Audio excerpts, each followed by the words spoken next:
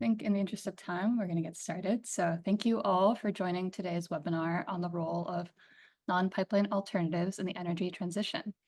My name is Abby Alter. I'm a senior associate with RMI's Carbon-Free Buildings program, and I'll be moderating today's presentation.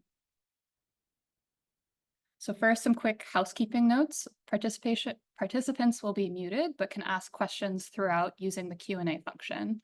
And we'll reserve these questions for the Q&A session at the end of the presentation. The webinar recording will also be shared with registrants afterward.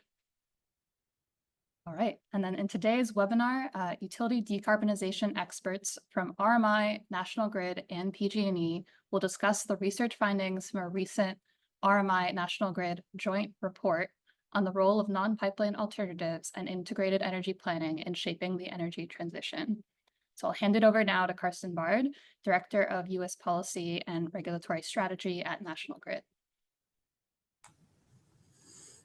Hi, everyone. Thanks for joining and being part of this important topic. As I said, I'm a Director for Policy and Regulatory Strategy at National Grid. We serve customers with electricity and gas in Massachusetts and New York. And we co-published a report with RMI earlier in May, and I'm excited to share some of the insights with you all today.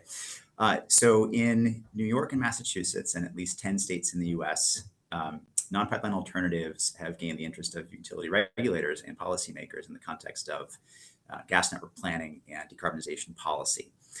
So we'll sort of spend a few minutes up front just defining a bit of the terminology and ways to think about non-pipeline alternatives and what they're trying to achieve, and then turn into some of the case studies. So projects that reduce GHG emissions and defer, reduce, or avoid the need to construct natural gas assets. That's really what we're talking about. And the solution set can be somewhat broad, but focuses on electrification, thermal energy networks, district heating, energy efficiency, and demand response.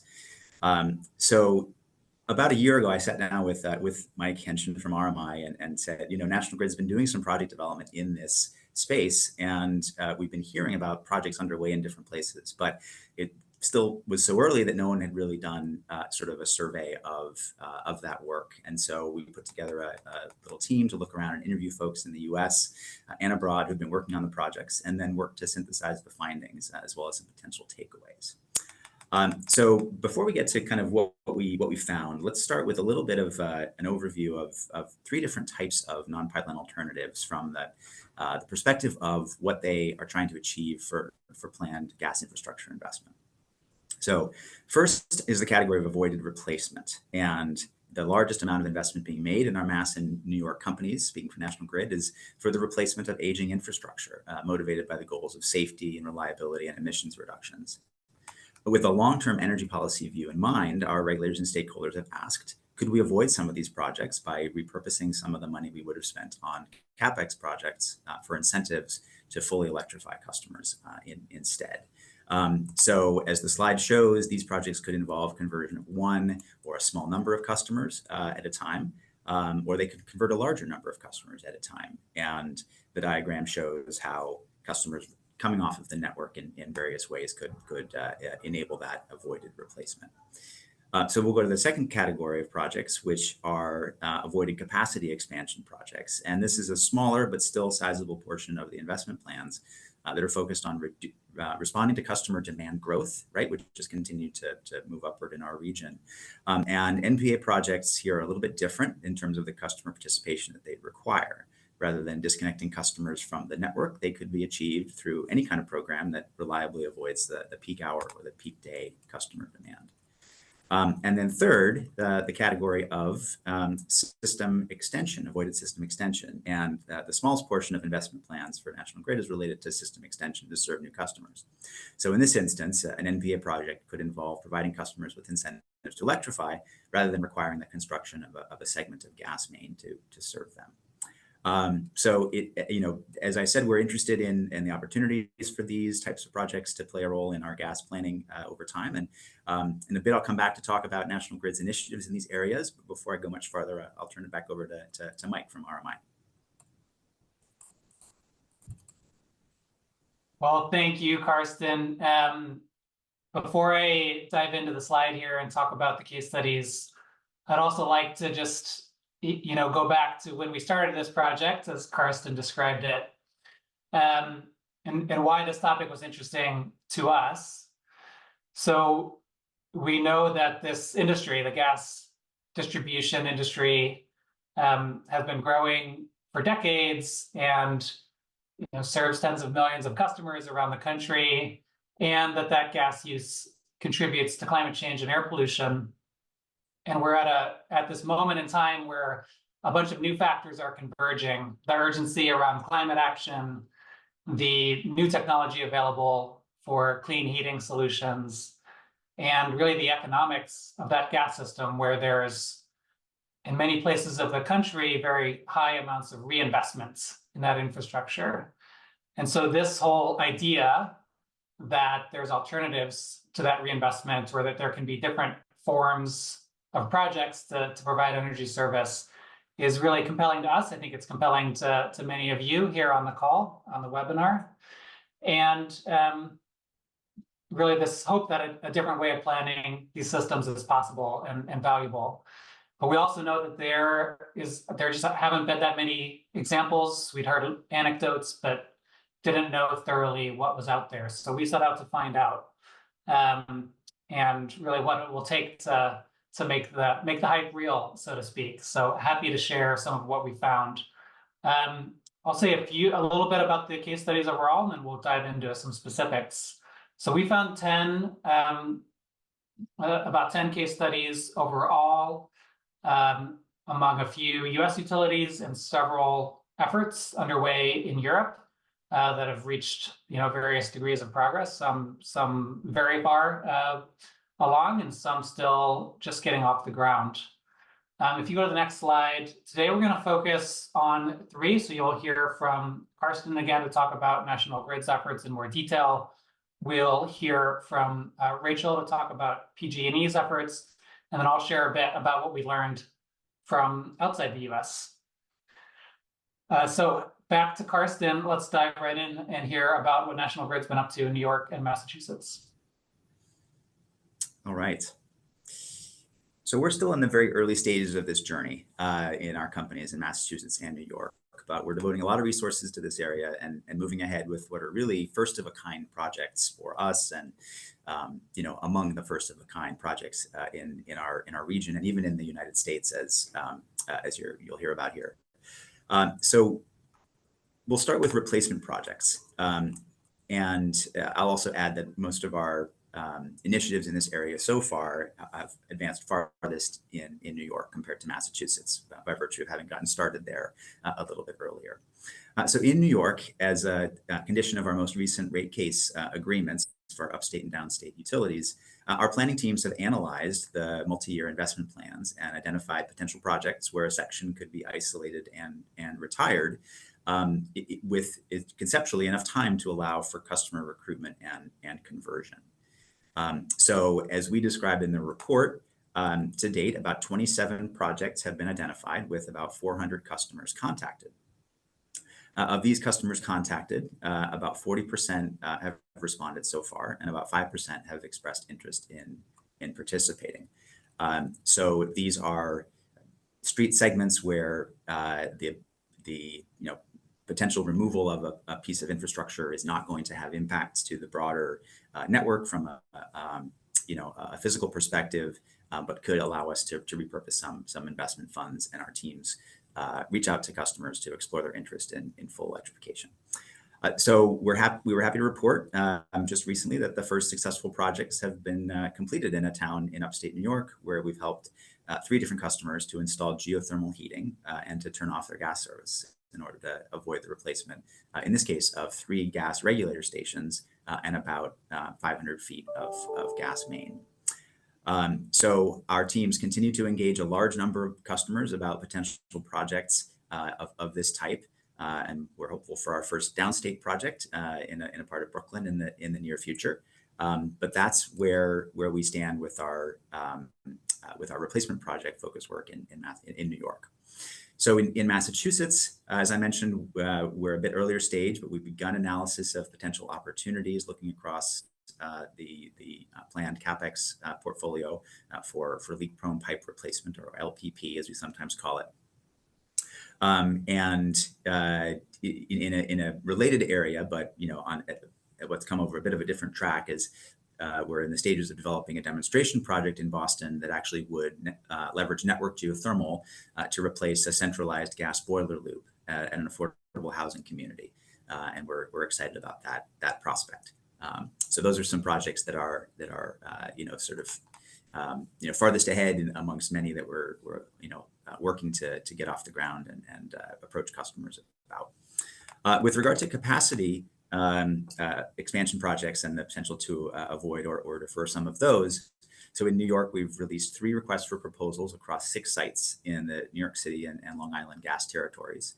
And we're seeking third-party vendors to offer non-pipeline alternative solutions to permanently reduce peak demand.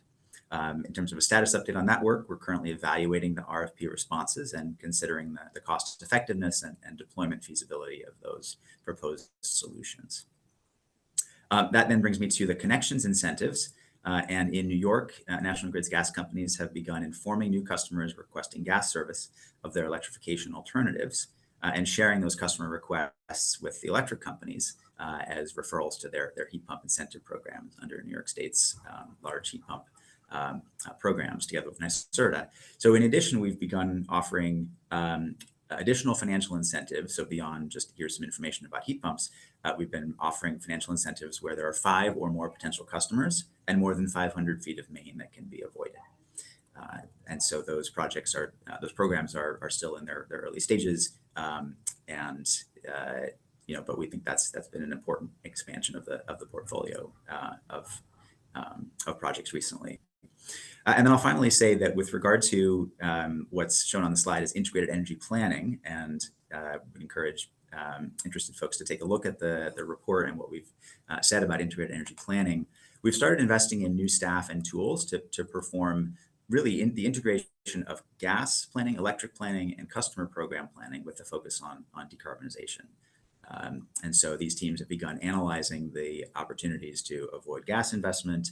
They've analyzed the electric network headroom and electric network investments that could be required with conversions of various numbers of customers, potentially all the way up to the scale of a town. And so as we look to the future, this team will help us to ensure that we're prudently building out the electric system in the right locations at the right times. And will help inform our ongoing gas planning decisions and non-pipeline alternative development.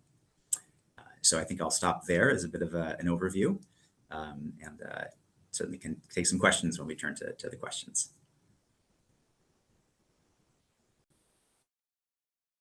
All right, I think I am up now. So I am Rachel Kuykendall. I am that little blue dot on or green dot on the West Coast over here in California at PG&E. PG&E serves about 4.5 million customers in Northern California. And I am on a particular team at PG&E called our Decarb Strategies team. So my role here is to help us think about our carbon neutral energy systems of the future and how we get from where we are today to that future without our rates going through the roof. So a really easy challenge. Next slide. I always get asked in these sorts of presentations, why PG&E as a electric and gas utility is sort of thinking about non-pipeline alternatives in the gas system. We do have very bold climate goals, both in California and PG&E. So our goal is to be net zero energy systems by 2040, which is 5 years ahead of our state here. And we can't do this really without addressing the gas system. The gas system is really the majority of PG&E's scope 3 emissions. So from a climate goal standpoint, we absolutely have to think about this. From a financial standpoint too, as we sort of see customers depart our gas system, those costs of maintaining the gas system are spread over fewer and fewer customers. So really addressing the gas system for us also has a lot to do with equity and making sure that our most vulnerable customers are not left behind in this transition. So we can go to the next slide here. Colors got fun here. So at PG&E, we have sort of two flavors of this non-pipeline alternative or neighborhood electrification that we've done to date.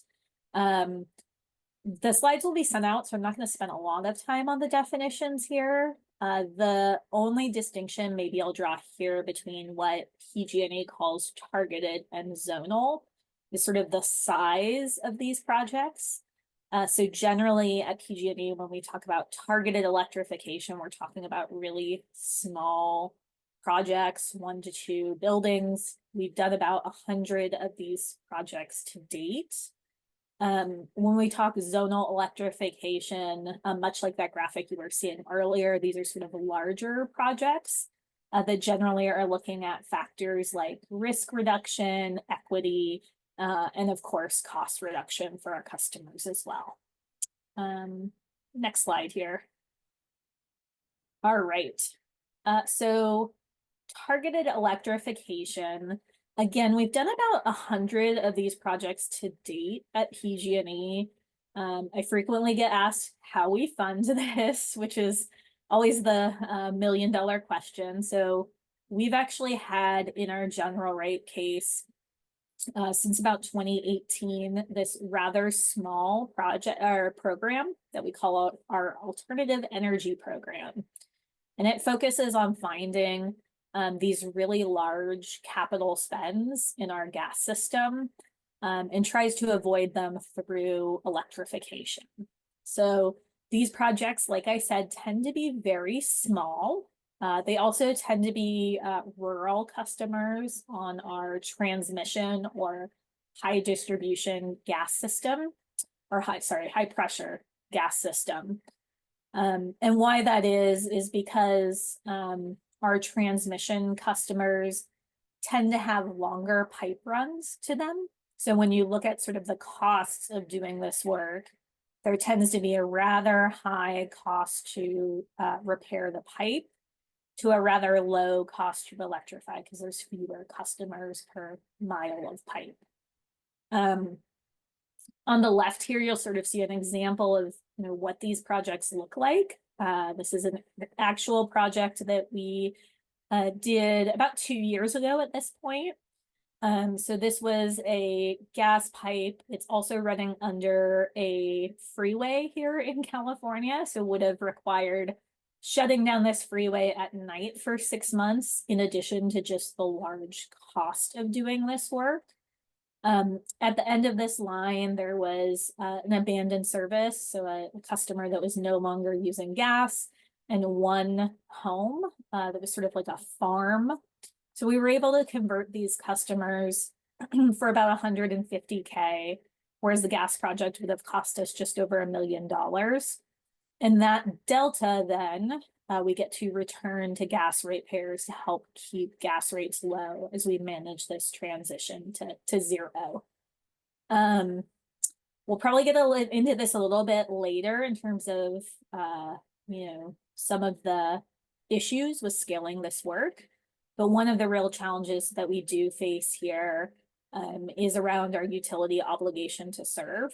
So currently in California and many other states, we do have an obligation to serve gas, and that has been interpreted here as if we have one of these projects where we could save our ratepayers millions of dollars, but we have even one holdout, we can't do the project. We have to continue serving gas to that customer. So this has been really challenging for us because it sort of limits the size and scale of these projects that we can do. And I will say both, I believe, New York and California are looking at legislative fixes potentially to this issue. So stay tuned. Maybe next year we'll be able to do some bigger projects here. Next slide. And then on the zonal side, so this is what really, I think, excites me in this world. That's a very nerdy thing to say, I know, but I think I'm among fellow nerds here. So we've done this really robust mapping of our gas system, looking at data points like where we have low-income customers, where we have older or leakier pipes, where we have these big cost-effective opportunities to electrify. And we've put that all together in this tool that we call our geospatial electrification tool, which helps us identify these areas where we may want to invest in electrification. These are sort of the bigger opportunities for us to potentially retire distribution pipeline.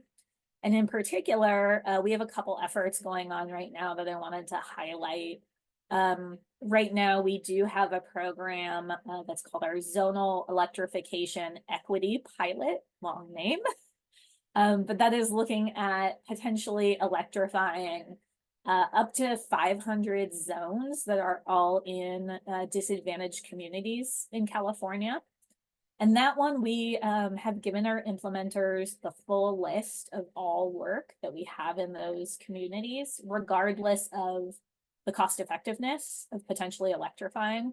So we've really put it on them to sort of help braid the incentive stack to hopefully help engage these customers and get them to electrify.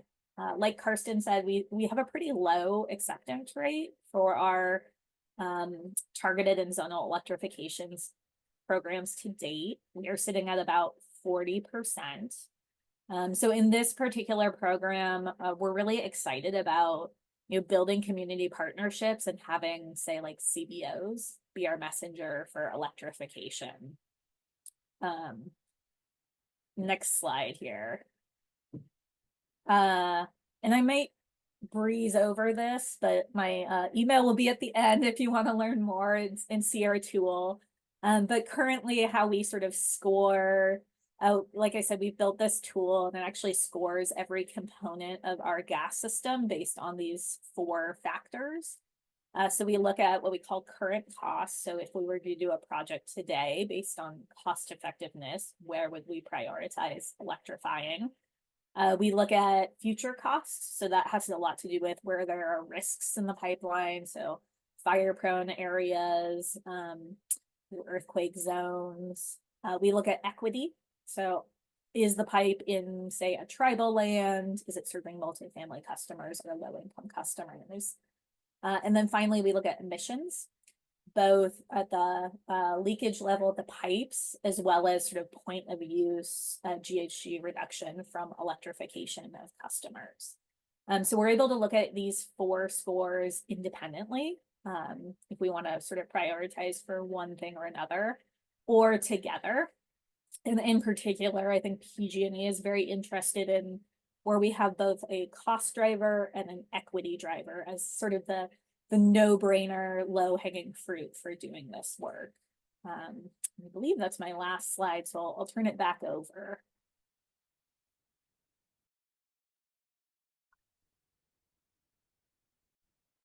Thank you very much, Rachel. And I will, in just a moment, I'll talk about Europe. I should mention there are other examples in the United States. Some more information is given in the reports. We have Xcel Energy in Colorado, far along in planning on a couple NPAs there. Con Edison in downstate New York has made progress similar to National Grid, and then Rochester Gas and Electric in upstate New York has executed its first NPA as well. But I'll turn our attention overseas. All the other examples we were able to find of progress have taken place in Europe. There multiple countries we learned about are at different places, but we're going to hone in on Switzerland. So if you can go to the next slide. The Swiss experience so far is concentrated in several cities. And what we've seen is that the first one to move was in Zurich. What you see on the map is, on the screen, is a map of the northern part of the city of Zurich in Switzerland. You might wonder, what are the color-coded areas with years written on them? This is part of a project which coordinated the closure of or just decommissioning of the gas distribution system in these neighborhoods, and the year represents when that gas service was discontinued in that area. So this is the largest, actually completed NPA in the world, as far as we know. This serves about 500 customers. And the backstory here is that this project originated in the early 2010s.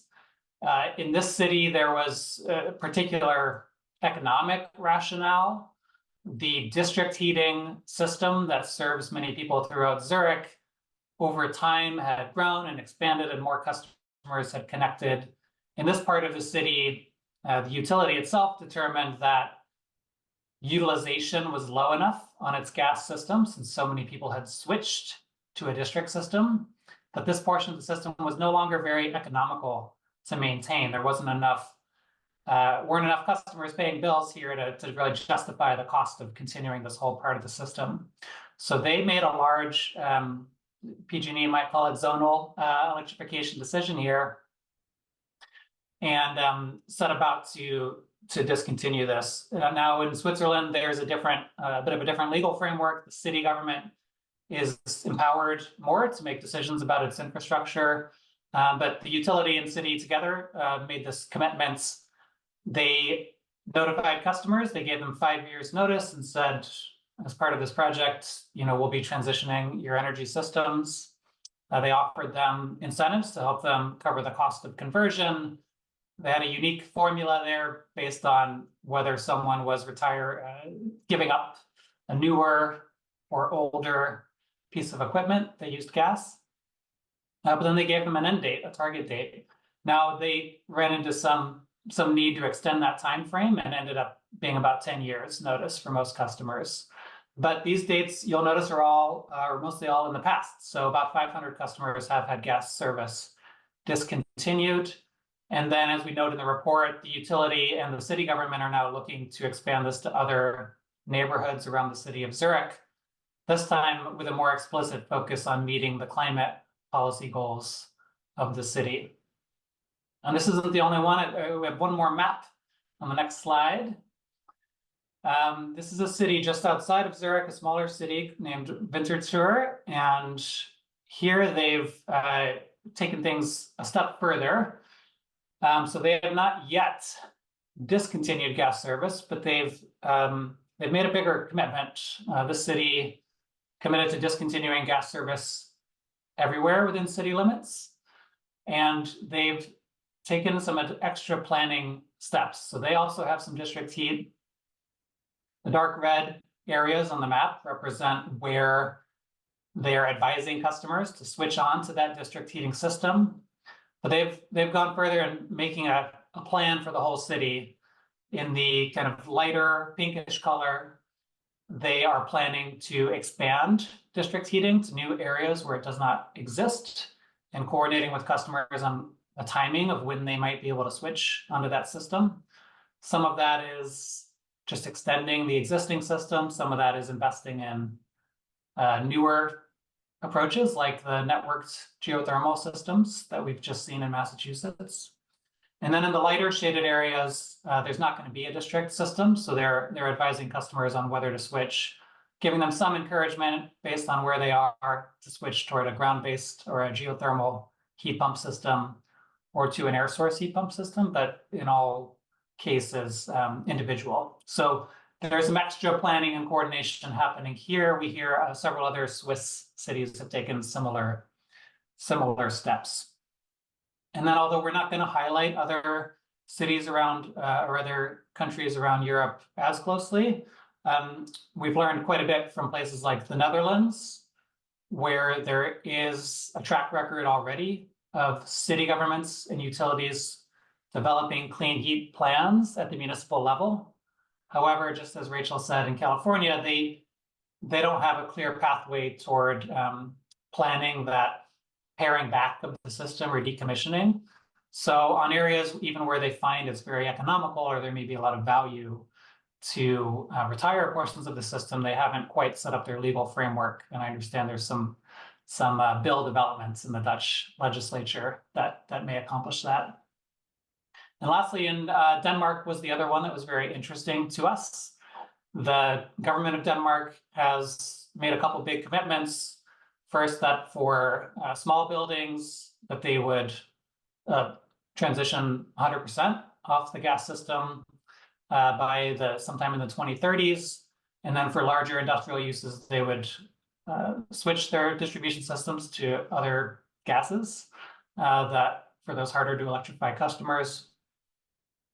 And similarly, we've seen some great analysis that's referenced in the report, identifying which portions of the Danish gas system are underutilized and sort of describing how they might prioritize certain districts for decommissioning first. But they likewise have to develop that policy framework that allows them to execute on that.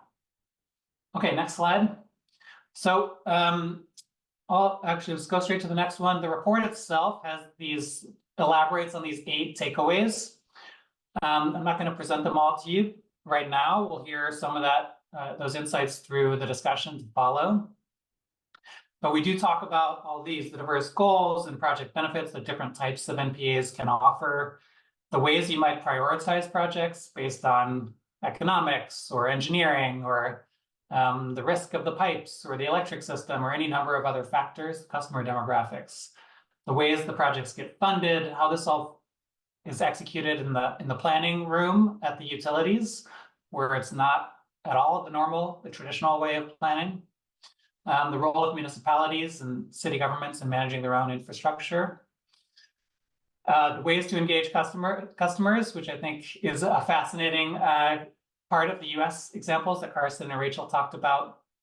How do you approach a customer and offer them to leave a portion of your service? That's such a novel thing, and certainly not something the customers are really expecting to hear from their utility. And then policy, what's the evolution of policy and regulation to make this all possible? So back to you, Abby. Thank you. Great. We're going to move into our Q&A portion. I'm just going to flip here to our contacts, but this will be again shared with all registrants after today's webinar. So I'm going to stop sharing. And I'm going to start off by posing sort of a broad question to all of our panelists. Let them all pop up on the screen here. There we are. So I'd like to start by asking each of you, what is one key takeaway that you'd like to highlight from this research? Let it popcorn for whoever wants to go first. I can start, Abby. So I think the big takeaway for me and National Grid is that there's potential for this area of activity to grow and scale into the future. If we plan effectively and understand the role that NPAs can play, sort of as an emerging part of the planning portfolio, and also with the sufficient amounts of customer engagement. At the same time, right, approaches are still emerging and will depend on a lot of different factors. But I think most importantly, really the interest of customers in electrifying their home or business.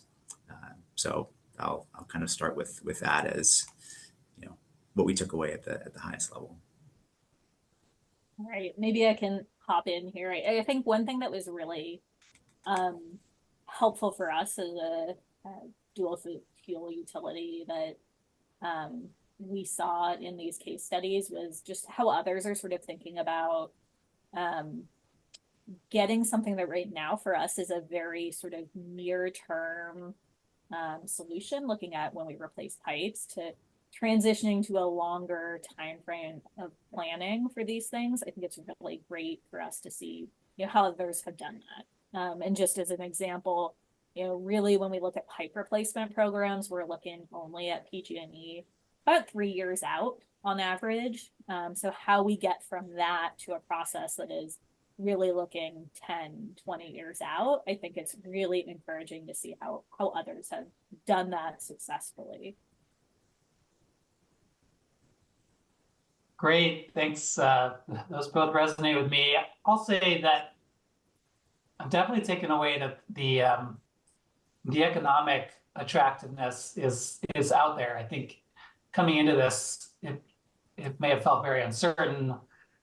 There's some clarity around the idea that if your goal is climate action and you want to reduce gas, this could be a good strategy. But the economics were sort of vague to me earlier on. And I think, through many case studies, we've consistently seen that there are a lot of projects out there. The thing that's holding us back from doing more right now is not a lack of projects that pencil out on paper.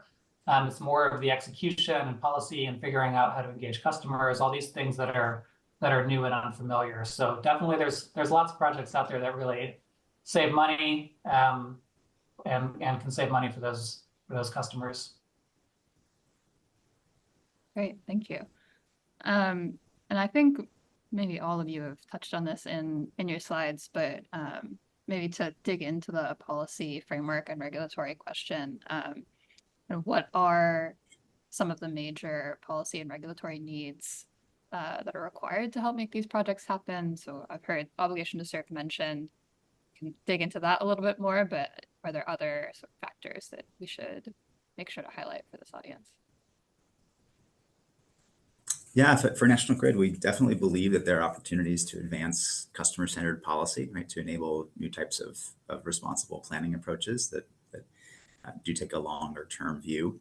And so in New York, we've had discussions about possible ways that could happen through legislation to address not only the obligation to serve, but to also establish other ways that for example, the Public Utilities Commission could oversee a process for gas transition planning and consider the sorts of customer protections and other types of requirements to put on a process, and also that as we think about the potential for a long-term gas transition, that we also think about other issues that could get brought into that discussion, such as accelerating depreciation to achieve greater equity over time.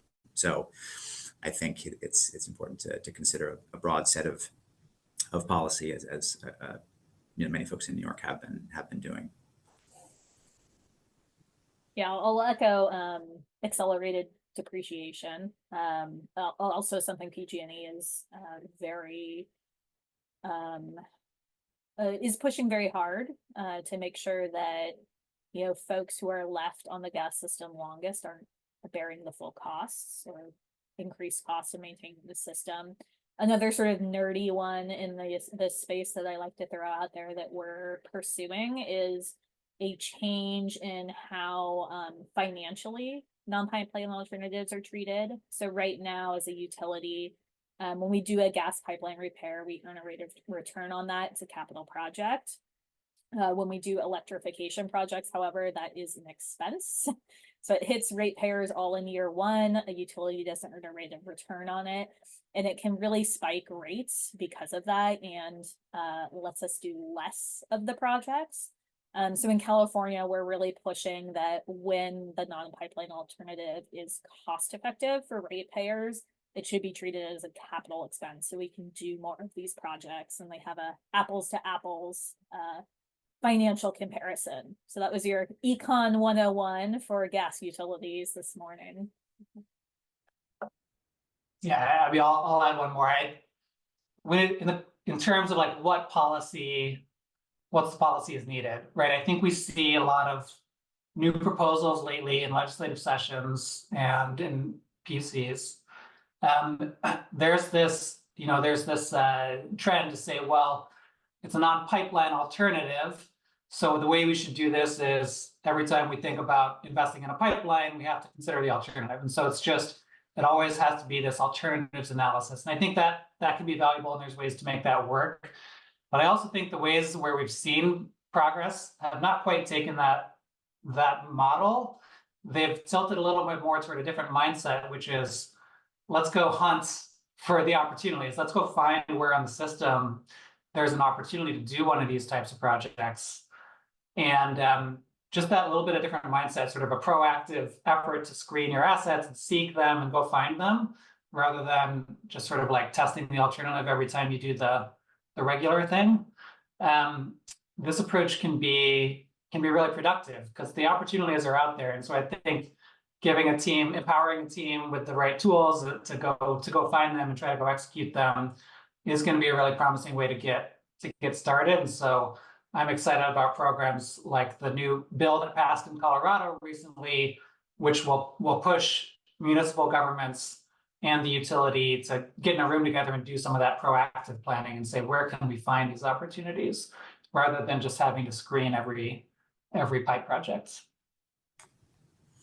I'll pick up on the thread that Mike mentioned about municipal involvement and the role of municipalities. I think that was one of the key insights for me out of this research as well, which is that when you think about gas transition at a macro level, which maybe even sort of at the level of the state, is potentially sort of too large a scale to sort of be tractable, but and to be able to reflect the sort of diversity of situations of customers and viewpoints and economics and all of that.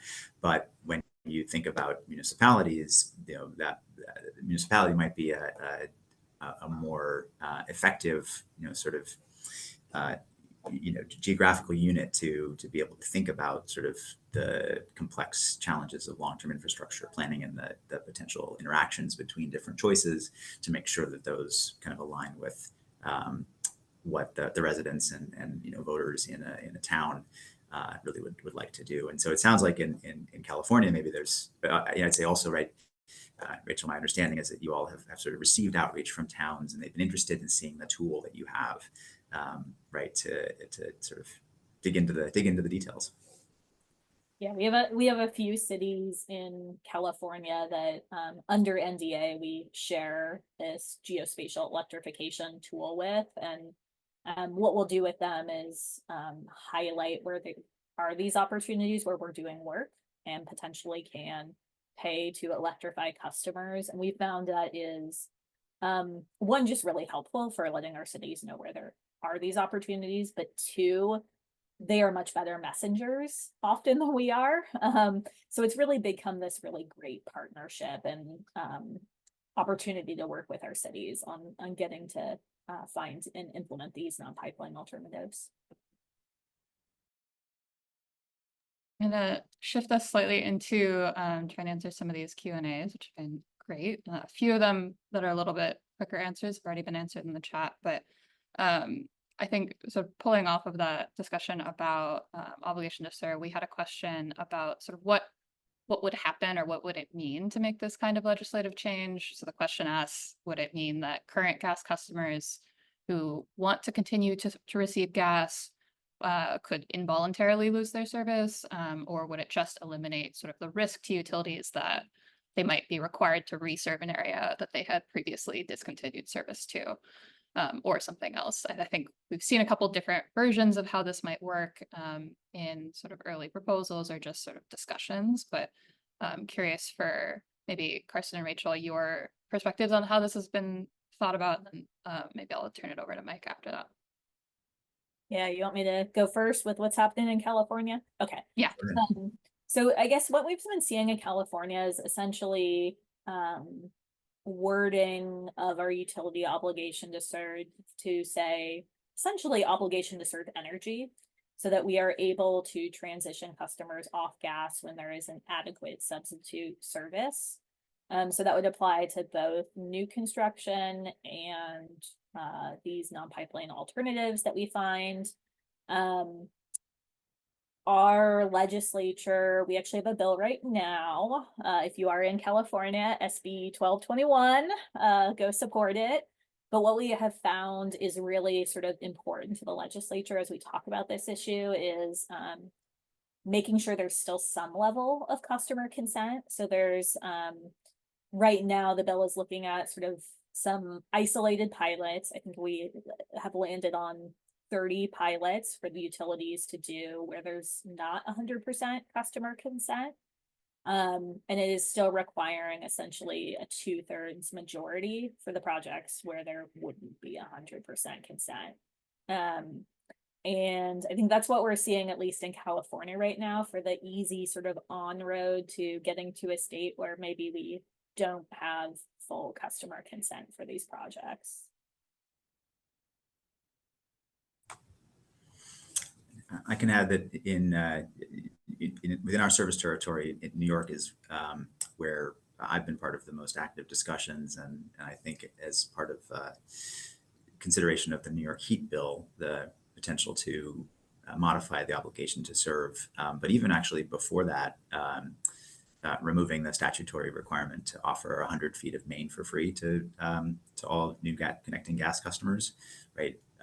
Removing the 100-foot statutory requirements, would provide more flexibility, and also modifying the obligation to serve would also provide that kind of flexibility. And I think in a context where that's part of again, sort of commission overseen process and planning process, so that questions of customer support and customer consent and customer protections can be really sort of worked through, that's how we think about these issues moving forward in our states. Mike, Great, I was going to thanks. ask you about Colorado. Yeah, so. I mean, I think we're seeing people test these ideas in more places, and I think we'll see more. The question is not just like, can we remove something that exists? It's really about what will it take and what is the right way to manage a changing energy system for customers. If that's not just going door to door for every one of PG&E's 4.5 million customers or whatever it is. And so, there's any number of ways we could design that. We see in the Swift example, really long lead times of notice has been a really important asset there. Or, Rachel described a case where there's some pilots, they're going to test and learn, but they're going to have some threshold of approval. In Colorado, we see something where the municipal government and like the city councils will be involved in really, signing off and saying this is a transition that we're approving for our city. And so there's any number of ways that we might see these things designed. There's a possibility of just switching people directly onto district systems or networked geothermal. So there's a lot of room for creativity. I think we'll see a lot of things tested out in the years to come. Great. I'm going to weld together two questions that were related to funding, which maybe I'll start with PG&E on this set of questions, but I think Mike and Karsten, feel free to chime in. So there's one sort of distinct question about just how PG&E thinks about so the rate of return, which Rachel, I think you spoke about a little bit in terms of funding these projects, but there's a broader question just about how to account for these costs across gas and electric businesses or customer bases, and the ways we would think about doing that. Yeah, and really good questions in the chat, I will say. I think the first thing is, as a gas utility, we recover assets over about 60 years at PG&E when we put them in the ground. We can also only recover those assets if they're used and useful. So looking at California, which has a carbon neutrality goal by 2040, anything we're putting in the ground now for new gas pipe has the potential to become a stranded asset. So for us as a gas utility, we want to avoid putting pipes in the ground if we can, which is a big thing to say as a gas utility, but it's true. There's a risk when we do that. How we look at the cost effectiveness, this came up a couple times, is we do an NPV calculation. So we look at the cost of doing the gas project versus the cost to electrify, which include both sort of the behind the meter equipment and potential energy efficiency measures, as someone asked. Cost to decommission the gas pipeline and any front of the meter electric upgrades, like a electric service upgrade. We look at those and basically say what's in the best interest for the customer. Right now, we are proposing that all of our non-pipeline alternatives are recovered by gas ratepayers rather than either gas or electric or solely electric. And why we do that is sort of two reasons. One, in California, we do have a couple of utilities that are single fuel utilities. So we think it's really important to allow our gas utilities the ability to do these projects and recover those costs. And that just makes it a lot easier if it's sort of on one side of the house financially. the second is we want those savings to go back to our gas ratepayers as well. And in particular, in California, we already have very high electric rates. So putting it on the electric side is not a solution either. So generally our best practice has been, if the non-pipeline alternative is cost effective, we put it on the gas side of the house. If it's not cost effective, we seek external funding to help bring down the cost so it can be cost effective. And I'm happy to dive into more nerdy details for folks that have further questions. Could go all day on this. In National Grid's territory, we're definitely thinking through the same sets of questions, and NPAs have started based on incentives offered using gas customer funds with the same rationale, right, of reflecting avoided costs. But I think it's important to think about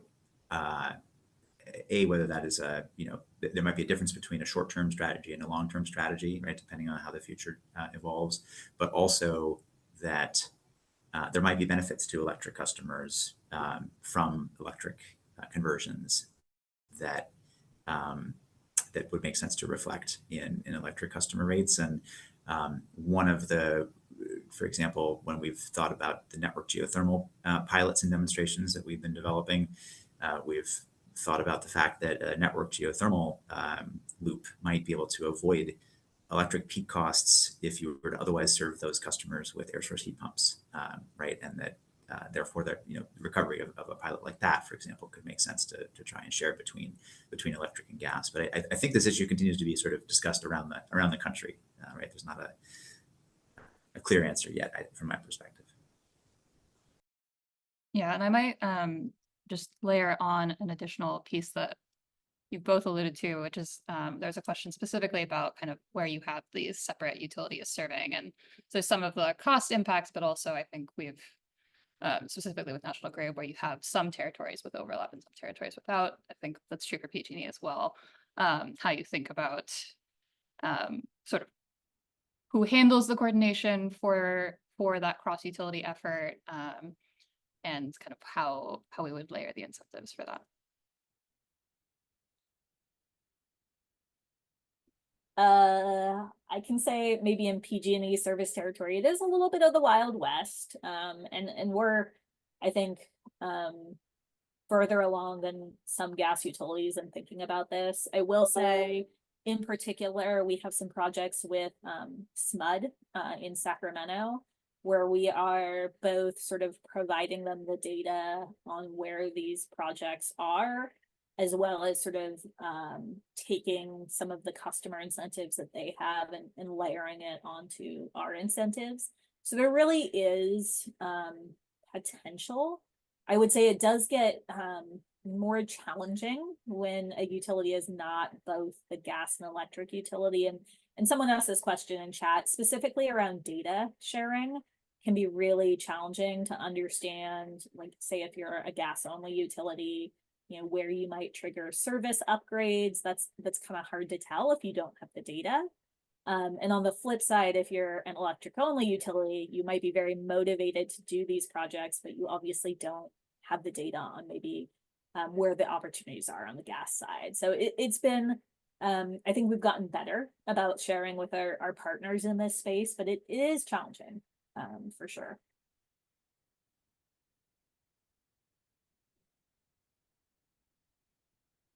I have a few questions that have come up for Carsten about the upstate National Grid projects, some of which are a little bit straightforward and some of which will kind of open up into thermal networks questions broadly. But there were questions just if you could clarify sort of what type of heating system that was, and then the number of homes impacted by those projects. And then also leading into just what was the process like of assisting customers in that transition to a new energy system. Yeah, so National Grid's small NPA team, together with the gas connections teams, reached out to the customers in this area where we had customers connected to the high pressure distribution system, and came to them with the offer that we would be able to support the full cost of geothermal heat pump system to retire the customer's gas service. So three homes. Sorry, I didn't do a good job of collecting all of the questions as you called them out.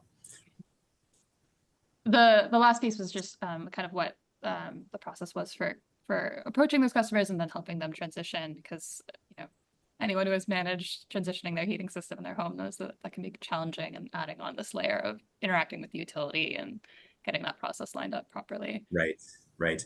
We are for these projects. My understanding is that these customers have turned off their gas service. We may actually give them a year to sort of wait and see, and that make sure sort of through a cold winter that they're fully satisfied before fully removing the infrastructure. But that's the plan. And then we also got a question about sort of a different type of geothermal, which can get confusing, but about what kinds of state or utility incentives there are for network geothermal. So I know that's very relevant in New York and Massachusetts. I'm less familiar with how relevant it is in California, but kind of what the status of those projects are, and how that might intersect with the ways that we think about non-pipeline alternatives and targeted decarbonization. Yeah, so it's absolutely right that the network geothermal projects are still at the pilot and demonstration phase. So National Grid is developing, several of those pilots in each of Massachusetts and New York. And so the projects are structured generally in a way that there's a customer contribution for connecting into the network geothermal system, but the overall project cost as a pilot is supported also by all gas ratepayers. And sort of as we go, we're going to learn quite a bit about all of the dimensions, from the technology to the customer participation to the economics and all of that. In Massachusetts, I think in both jurisdictions, we're looking for instances where we could avoid replacement of leak-prone pipe as at least one of the use cases, right, for deploying network geothermal. But there might also be instances where you deploy network geothermal and don't at least immediately retire the gas pipe, right, in order to sort of make a project work at the pilot stage. So we're very much in a let's see how these do kind of mode. Got it. With our last few minutes, we have time for some brief closing thoughts from our speakers, maybe 45 seconds if you can count in your head. So I'll turn it over to Rachel, then Karsten, then Mike. Oh, I have to go first, huh? No, I think for us, this study really highlighted others who are doing this. Like Mike said, I think for us, what we've realized is the financial piece is not the holdup. Like, often for us, what we're finding is these projects can be very cost effective. It's all the other things that get in the way. So like, how we financially treat these, obligation to serve, getting our customers excited about this. So I think for us at PG&E, that has been a real takeaway of, how do we grease the wheels to make customers say like excited about heat pumps, to make this an easier transition when we do identify these opportunities. Was that 45 seconds? I do. Right. Karsten. That was perfect. Hard to follow, but I think in our instance, just the many different facets of thinking through non-pipeline alternative projects, including some of the policy and regulatory dimensions, was a real highlight of this work, as well as a chance to learn from PG&E's great experience, and we appreciated RMI's great efforts and research and connecting into some of the European examples, who I'm not sure any of us would have found quite as readily. But there's opportunity here, and we'll go after it with everything we've learned. Great. Mike. All right, thanks. Last words. Thank you, Karsten and Rachel, and your utilities and teams for taking this issue on. I'll just say I know the whole idea of a gas transition and dealing with the infrastructure can be really daunting. We often get caught in what feels like a controversy or conflict around these messages about how gas is relied upon by millions of American families. But then on the other side, that it does contribute a tremendous amount to climate change and air pollution. And I think around the country, we're struggling with how to grapple with that. So I do hope people take away that these examples are, proof points that some change is possible and that we can really deliver value in that. And we're still figuring out what that looks like, but there's opportunity all around the country. I'm happy that we got to talk to 5 US utilities doing this. And I hope next time we have one of these, that's 50 or 100 or 200. And this is really an opportunity that can give value all over the country. So thanks, folks. Great. Thanks to the participants and to our speakers for a great discussion.